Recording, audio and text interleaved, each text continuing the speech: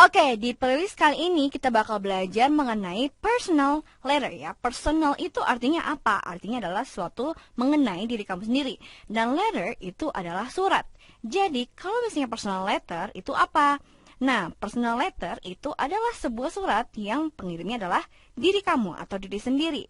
Atau sesuatu yang paling enggak itu isinya adalah personal matter alias sesuatu yang apa ya?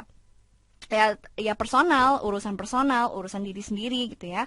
Jadi si pengirimnya, siapapun pengirim personal letter ini itu memberitahukan sesuatu yang personal ke si orang penerima suratnya. Nah, apa aja sih misalnya nih yang personal itu apa aja nih misalnya? Nah, banyak. Bisa kita bilang adalah purpose-nya ya, alias tujuan kita untuk menulis personal letter itu apaan sih? Yang pertama, ya mau ngasih tahu aja, mau cerita gitu ya, to tell stories, mau cerita aja. Misalnya nih, dulu kalian kalau misalnya punya teman pena gitu ya, penpol, atau kalian mau ngasih tahu aja ke teman gitu ya, friends, ya mau ngasih tahu aja cerita. Nah, selain cerita, apalagi nih sesuai yang personal? Ya kita juga bisa nyelamatin gitu ya, congratulate.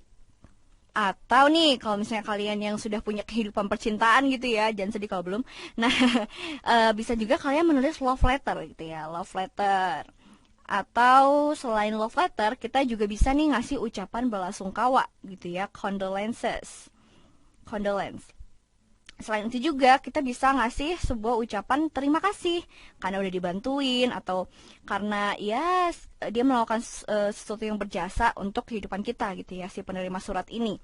Nah, selain kita ngasih tahu yang kayak gini, bisa juga nih kita ngasih surat ke orang yang strangers atau orang yang lebih tua dari kita tentang personal matter, alias yang versi formalnya gitu ya.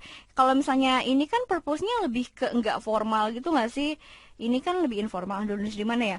Jadi ini kan kayak informal gitu kan, informal. Tapi kita juga bisa ngasih yang formal. Contohnya apa? Yang penting kan ada personal matter-nya kan. Nah, yang formal juga ada seperti cover letter buat ngelamar kerja. Tapi cover letter ini nggak akan dibahas di sini ya. Kalian silakan buka playlist tentang job interview. Nah, selain cover letter ada apa lagi? Kalau misalnya kalian nggak mau kerja, kalian bisa bikin motivation letter. Biasanya motivation letter ini penting kalau misalnya kalian mau daftar beasiswa atau mau daftar magang gitu ya. Motivation letter. Selain itu kalian juga bisa ngasih surat ke guru-guru kalian, teachers. Atau kalau misalnya nanti kalian udah kuliah, kalian bisa ngasih surat ke lecturer atau dosen kalian. Atau ya, apa ya, subordinat juga bisa kalau misalnya nanti kalian kerja, atau bos juga bisa ya. Kayak gini, kalau misalnya ini relatif formal, tapi yang penting kan personal matter-nya kan. Nah, kita udah tahu nih purpose-nya itu seperti apa.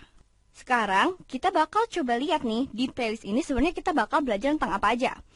Nah, outline-nya itu ada 3 hal besar yang kita bakal pelajarin. Yang pertama itu adalah belajar mengenai struktur dari personal letter ini. Yang kedua, kita bakal belajar mengenai perbedaan surat dan email. Nah, penasaran kan bedanya apa? Jadi tonton ya video yang ini. Dan yang terakhir, kita akan belajar mengenai text features. Atau sebenarnya bisa dibilang ini kayak grammar review gitu ya, grammar review.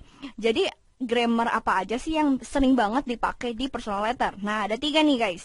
Yang pertama ada simple past tense. Yang kedua masih temannya nih, yaitu simple present tense. Nah, ini kan tenses. Kita bakal belajar satu lagi nih grammar reviewnya, yaitu adverbs of time, alias kata kerja keterangan waktu ya, adverbs of time. Nah, biar kalian lebih pintar lagi dan bisa nantinya menulis personal letter, baik untuk teman kalian, untuk pelajar kalian, nanti untuk guru, stay tune terus di playlist ini dan langsung lanjut ke video selanjutnya.